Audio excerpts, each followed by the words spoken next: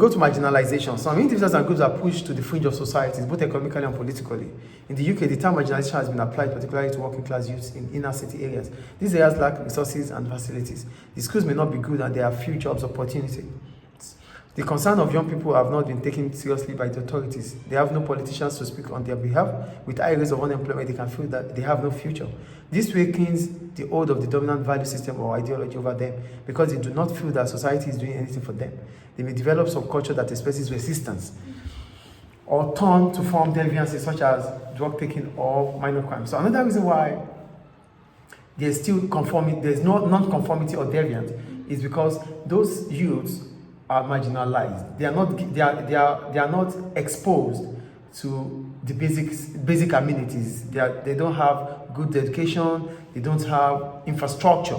So they felt they are being rejected by the society. The society is not doing anything for them. So what can they do? They just have to find a way to resist.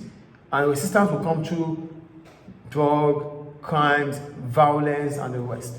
Vandalization. So this is the way to put their grievance, to make their grievance known to the authority.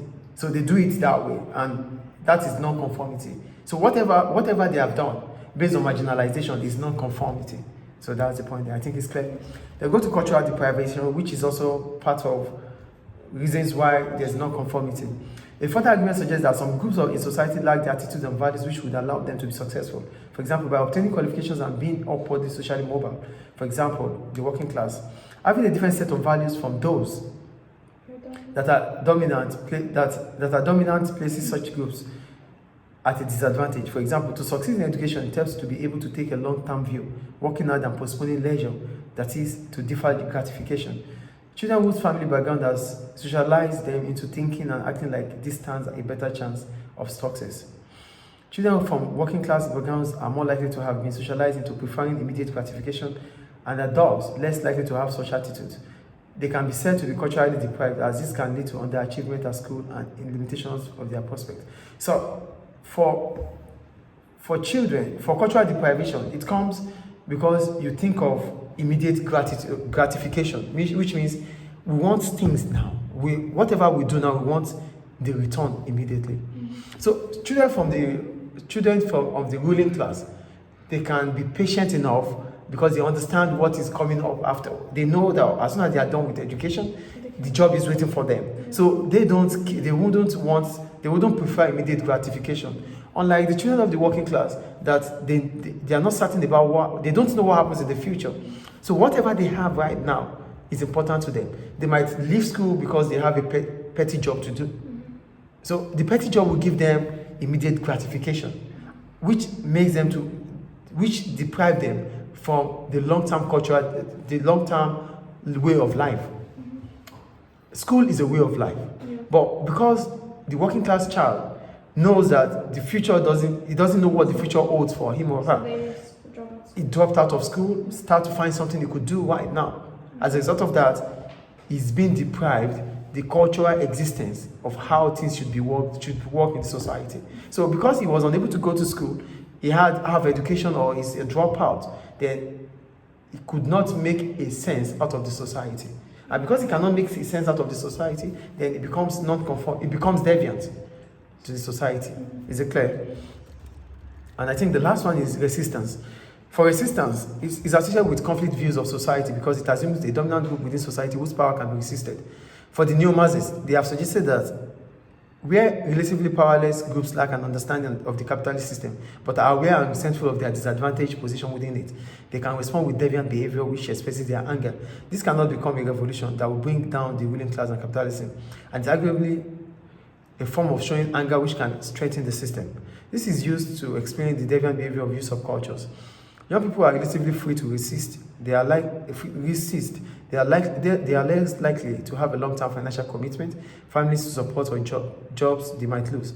So they are relatively weak point where resistance to the dominant ideology can be expressed. Young people face problems they can temporarily solve through rejecting the dominant values of society, which may seem to have been rejected by the young people, through their choice of style, appearance, and behavior. For neo-Marxists, they have studied various youth subcultures, such as mods and skinheads, and attempted to show that the deviant style and behavior are in fact forms of resistance. One criticism of this explanation is that it would probably not be accepted by the young people themselves. It assumes that the sociologist knows the underlying reasons for behavior that the people involved are unaware of. This is an over-deterministic view that undervalues the meanings that people attach to their actions. Resistance comes because we feel we are disadvantaged in the society. But these things are temporary because we don't have the capacity to act on these for a long time. So it cannot lead to revolution. It's just resistance. We're gonna deviate. We're gonna prove non-conformity by different attitude or different actions of ours. But we cannot change the system. Because to change the system, we need finance. We don't have finance, we don't have jobs. So the capitalists continue to rule. But the only thing they could do is to strengthen the system.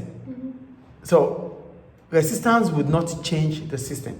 It can only strengthen the system. Because resistance can never lead to resolution. It is only revolution. It is only revolution that can change a system. So do you get my point here? So because they don't have the financial commitment, the only thing they could do is to act deviant. So when they act deviant, it passes a message, it's a signal to the capitalists that things are not fine. But it does not change anything because the jobs they do is still from the capitalists. The family they are in, their father works for the capitalists. The school they go to is for the capitalists. So everything that surrounds them weakens them. So because of that weakness they have, it becomes difficult for them to revolutionize. Is it clear? So any question about resistance? So these are the reasons why people do deviance, or these are reasons why people are not conforming in the society. They are under-socialized, they want to resist. The youth subculture, especially the working class subculture, and what else do we have? The cultural deprivation. So these are the reasons why we have non-conformity. Is it clear? We stop.